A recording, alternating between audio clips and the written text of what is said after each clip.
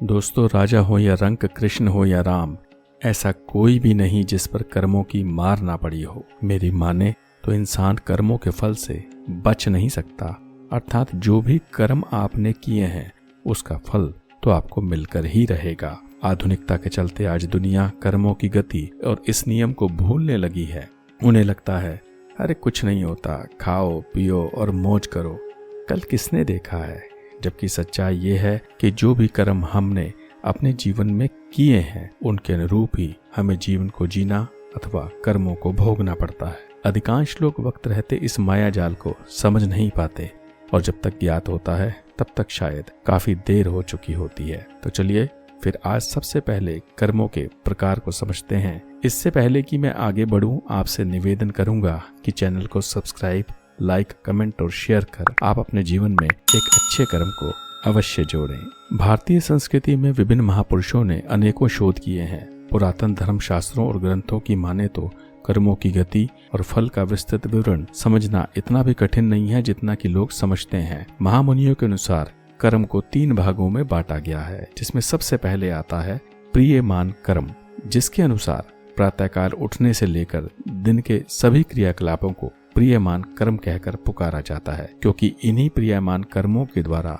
मानव जीवन को गति अथवा ऊर्जा मिलती है। जैसा कि हम सभी जानते हैं कि निर्जीव वस्तु में अथवा मुर्दा व्यक्ति कोई कर्म नहीं कर सकता। परिणाम स्वरूप नित्य प्रति कर्म अथवा क्रियाकलापों को करना हर मानव का पहला कर्म है, जिसे वह अपनी बुद्धि अथवा संस्कारों के चलते अंजाम देता है। अब उसकी यह कर्म अच्छे हैं अथवा बुरे, यह एक अलग विषय है जिस पर मैं एक डेडिकेटेड वीडियो बना सकता हूँ, बशर्त कि आप कमेंट कर अपने सुझाव और अपनी इच्छा जाहिर करें। देखिए आगे मैं आपको बताऊंगा कि कौन सी इंसानी गतिविधि प्रियमान कर्मों के अंतर्गत आती है, क्योंकि यह प्रियमान कर्म ही है जो व्यक्ति को जीवित अथवा क्रियाशील दर्शाता है। अच्छी बात यह है कि प्रियमान कर्मों का संपूर्ण फल व्यक्ति को तुरंत और हाथों हाथ ही मिल जाता है। इसके लिए उसे महीनों, वर्षों अथवा युगों तक प्रतीक्षा नहीं करनी पड़ती। प्रियमान कर्म के कुछ मुख्य उदाहरण निम्न प्रकार से हैं, जैसे कि भोजन करते ही व्यक्ति की भूख का स्वतः ही शांत हो जाना, स्नान करने पर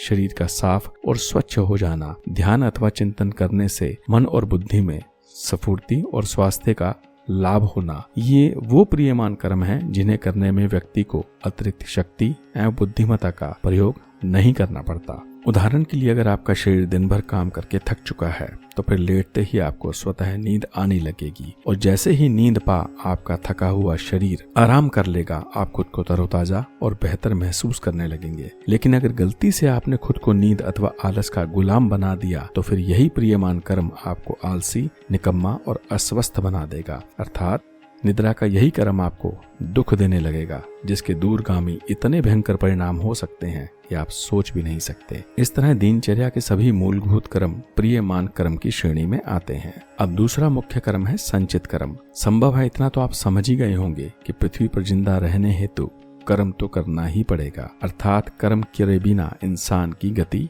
नहीं है। इसके अलावा कुछ कर्म ऐसे भी होते हैं जो हमारे द्वारा जाने अनजाने कर दिए जाते हैं।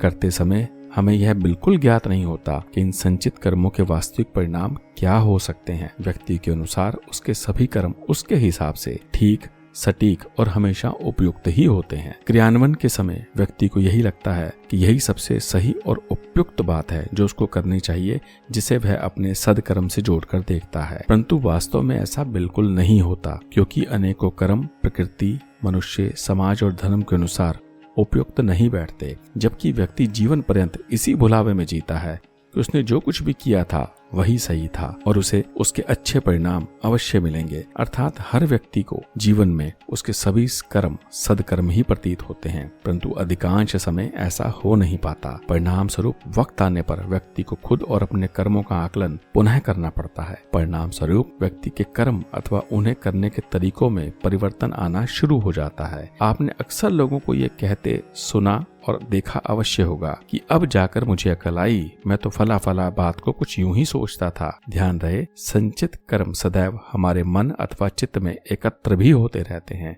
इनका सकारात्मक अथवा नकारात्मक प्रभाव हमें जीवन पर्यंत प्रभावित करता है, अथवा तब तक जब तक कि हम उक्त फलों का फल प्राप्त नहीं कर लेते। चलिए इसे एक उदाहरण स्वरूप भी समझने की कोशिश करते हैं। अनेकों बार हम धन, एहसान अथवा ऋण ना चुकाने पर खुद को अपराध बोध, आत्मग्लानि, संशय और बेचैनी से घिरा पाते हैं। और जिस पल या क्षण हम उस ऋण को चुका देते हैं या उस कर्ज को हम चुका देते हैं, उसी क्षण से हमारा मन और मस्तिष्क प्रफुल्लित हो उठता है और हमें जीवन सरल लगने लगता है। तो इस तरह इन्हीं कर्मों को हम संचित अथवा जमा कर्म भी कहते हैं। तीसरा महत्वपूर्ण और मुख्य कर्म है प्रारब्ध कर्म, जिससे सारे जीवन का ताना बाना आगे चलता है। प्रारब्ध कर्म वह कर्म है जो हमें अपने संचित अथवा दैनिक कर्मों के चलते एक विशेष दिशा और गंतव्य की ओर धकेलता है। अर्थात हम कर्मों के पूर्ण फल की ओर बढ़ने लगते हैं और व्यक्ति अपने संचित कर्मों तथा प्रारब्ध कर्मों के संयोग से एक निर्धारित और एक सटीक पूर्ण फल को प्राप्त करता है। उदाहरण के लिए आपने लोगों को अक्सर कहते सुना होगा कि इसके पापों का घड़ा अब फूट चुका है, यही वजह है कि आज इसकी यह दुर्दशा हुई।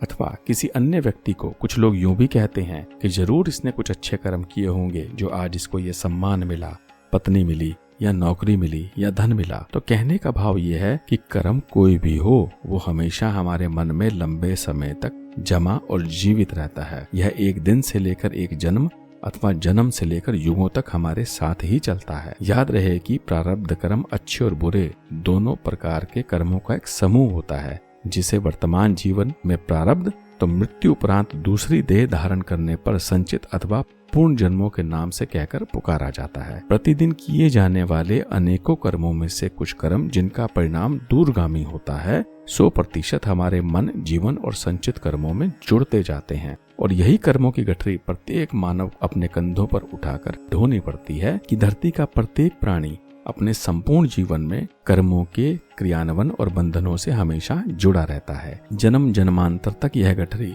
उसका विभिन्न रूपों में पीछा करती है, कभी उसका पुत्र बनकर, कभी पत्नी बनकर, कभी पड़ोसी बनकर, कभी सहकर्मी बनकर, कभी भाई बनकर। अर्थात 100 बात की एक बात है कि ऋण को चुकाए बिना आप कर्म के बंधन से कभी मुक्त नहीं हो सकते। मैं, आप और ये सारा समाज आज जो भी जी रहा है अथवा भोग रहा है, ये हमारे कर्मों के अलावा कुछ भी नहीं है, ये उसी का प्रतिफल है। यही वजह है कि हमारा जन्म एक विशेष घर, परिवार, नगर, राज्य, देश अथवा लोक में होता है। अर्थात कर्मों का खाता चुकाए बिना इंसान की गति नहीं होती। अपने अकाउंट को सेटल करने हेतु प्राणी को बारंबार मृत्यु लोक पर आना जाना पड़ता है। जानकारों की माने तो ज्ञान योग और साधना के द्वारा कर्मों से छुटकारे का विधान है, जिसके अनुसार ज्ञान योग तथा साधना द्वारा व्यक्ति के कर्म सुधर सकते हैं।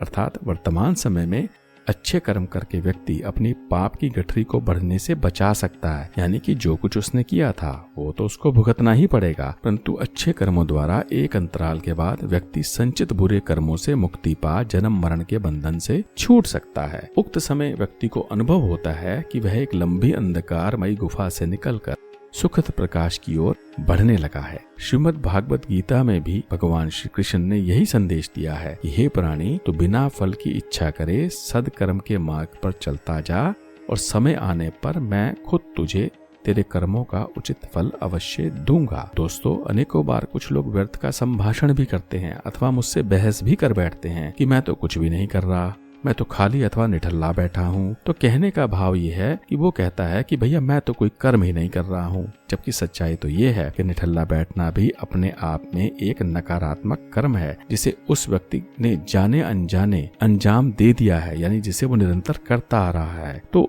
अब यह कर्म उसको कहाँ ले जाएगा, आलसी बनाएगा, जीवन की दौड़ से बाहर कर देगा, ये एक अलग विषय है। तो साथियों, अगर आपके मन में भी कुछ ऐसा है विचार अथवा प्रश्न उठता हो तो कृपया उसे मन में ना रखें। उक्त विचार को कमेंट बॉक्स के द्वारा मुझसे साझा करें और इस ज्ञान और धर्म यात्रा को आगे बढ़ाने में मुझे सहयोग करें। आशा करता हूँ आपको वीडियो अच्छा लगा होगा और आप कर्म के इन तीनों प्रकारों से कुछ जीवन को समझ पाएंगे। तो चलिए, अब मैं जल्द आपसे पुनः मिलूंगा एक अन्य वीडियो में। तब तक के लिए एक ही बात कहूंगा कि जय श्री कृष्ण और जय जय राधे।